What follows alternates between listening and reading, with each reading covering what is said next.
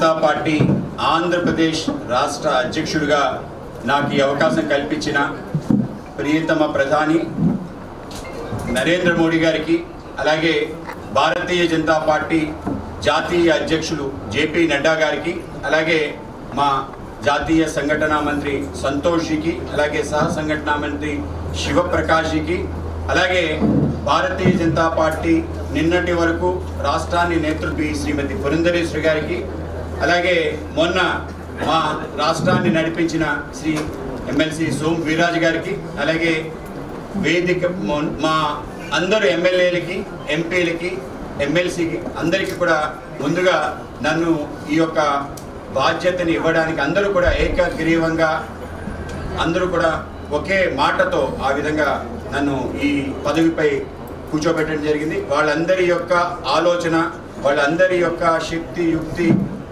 కూడగట్టుకొని Bharatiya Janata party Andhra Pradesh సంబంధించిన రాష్ట్ర పార్టీని నేపథ్యం వహించి ముందుకు తీసుకెళ్తానని చెప్పి వాళ్ళందరికీ కూడా ముందుగా ధన్యవాదాలు తెలియజేసుకుంటాను.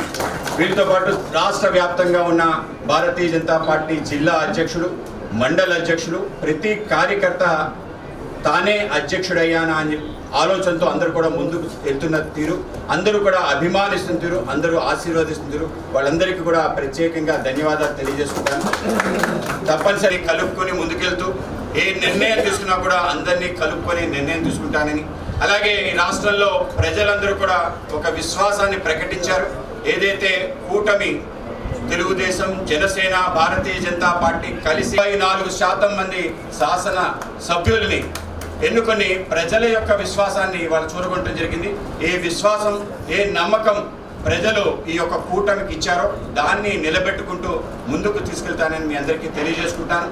ఇవాళ ఏదైతే భారతీయ జనతా పార్టీ ఈ యొక్క బాధ్యత ఏదుందో ఇది అత్యంత గౌరవంగా నేను భావిస్తున్నాను. తప్పనిసరిగా దాని గౌరవాన్ని మరింత రెట్టింపు చేయడానికి ప్రయత్నం చేస్తాను. ఇవాళ ఉదయాన్నే డాక్టర్ బిఆర్ అంబేద్కర్ గారి యొక్క విగ్రహానికి పూలమాలేసి, అంబేద్కర్ గారు ఏ ఆశయాలతో అయితే బడుగు బలహీన వర్గాలతో పాటు యావత్ సమాజాన్ని అంతా ముందుకు నడిపించడానికి మనకి రాజ్యాంగానికి సంబంధించిన అనేక రక్షణ కల్పించారు, దాంతోపాటు అనేక మంది ఉన్నతికి ఏ మార్గాన్ని ఇవాళ అవలంబించారు, తద్వారానే దేశవ్యాప్తంగా అనేక మంది ముఖ్యమంత్రులు, ప్రధానమంత్రులు అవుతూ ముందుకెళ్తున్న అటువంటి అంబేద్కర్ గారికి నివాళులర్పించి, అలాగే మన విజయవాడకి ముద్దుబిడ్డగా ఈ ప్రాంతంలో పుట్టి మొత్తం మన యొక్క జెండా ఏదైతే తెలుగు జాతి జెండాని సగర్వంగా దేశవ్యాప్తంగా ఎగరేసిన కవి సామ్రాట్ విశ్వనాథ సత్యనారాయణ గారు కూడా నివాళులు అర్పించడం జరిగింది.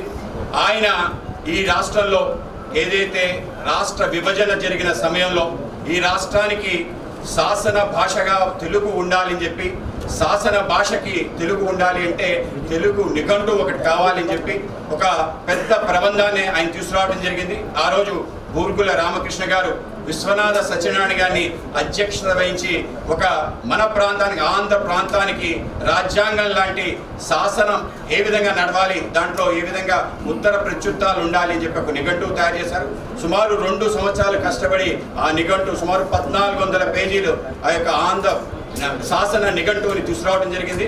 అటువంటి విశ్వనాథ సత్యనారాయణ గారు చైర్మన్గా ఉండి ఈ రాష్ట్ర విభజన జరిగిన తర్వాత ఈ రాష్ట్రంలో తెలుగు భాష వైభవం, కీర్తి కిరీటంలా ఎగరాలని చెప్పి ఆయన కోరుకున్నారు. కనుక ఆయనకి నివాళులు అర్పించి ఇవాళ ఆ యొక్క ప్రాంతం పేరు లెనిన్ సెంటర్గా నామకరణం చేయడం జరిగింది.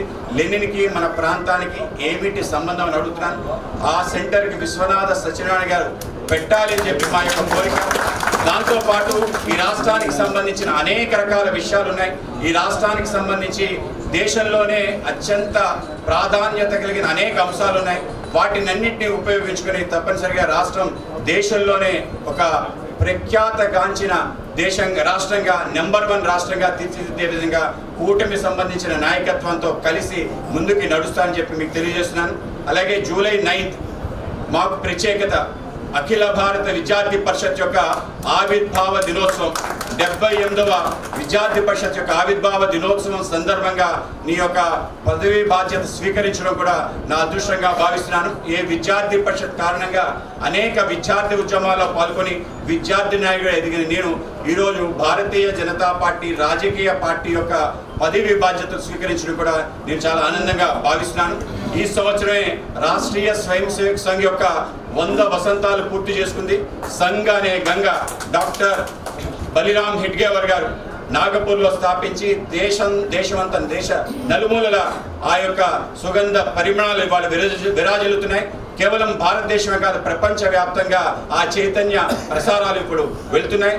ఆ యొక్క ఏదైతే ఆదర్శాలని పురిపుచ్చుకొని మన దేశం యొక్క ప్రధానమంత్రి నరేంద్ర మోడీ గారు, గతంలో అటల్ బిహారీ వాజ్పేయి గారు, అనేక మంది ముఖ్యమంత్రులు ఈ దేశాన్ని పరిపాలిస్తూ తీసుకెళ్తున్న తీరు, ఒక గొప్ప ప్రభుత్వం ఈ దేశంలో నడుస్తుంది. ఈ గొప్ప ప్రభుత్వం కారణంగా ప్రపంచవ్యాప్తంగా ప్రజలందరూ కూడా భారతదేశం వైపు చూస్తున్నారు.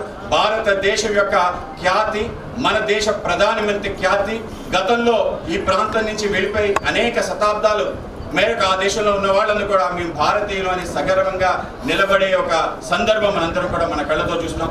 అటువంటి ఒక గొప్ప ప్రభుత్వాన్ని నడిపిస్తున్నాం. అలాగే భారతీయ జనతా పార్టీ ఈ దేశంలో ఒక సిద్ధాంత రాజకీయాలు తీసుకురావాలని చెప్పి డాక్టర్ శ్యామా ప్రసాద్ ముఖర్జీ, పండిత్ దీన్ దయాళ్ ఉపాధ్యాయ యొక్క నేతృత్వంలో ఒక సిద్ధాంతాన్ని ఆధారిత దేశభక్తయుత పౌరులు రాజకీయ వ్యవస్థ ఉండాలని, దేశం మొదలు మిగతా పార్టీ తరువాత వ్యక్తి చివర అని చెప్పి ఒక సిద్ధాంతం, నేషన్ ఫస్ట్ అనే ఒక నినాదంతో భారతీయ జనతా పార్టీ ముందుకెళ్తుంది. సబ్కే సాత్ సబ్కే వికాస్ అనే ఆలోచనతో ముందుకెళ్తుంది. అంత్యోదయ అనే లక్ష్యంతో భారతీయ జనతా పార్టీ పనిచేస్తుంది.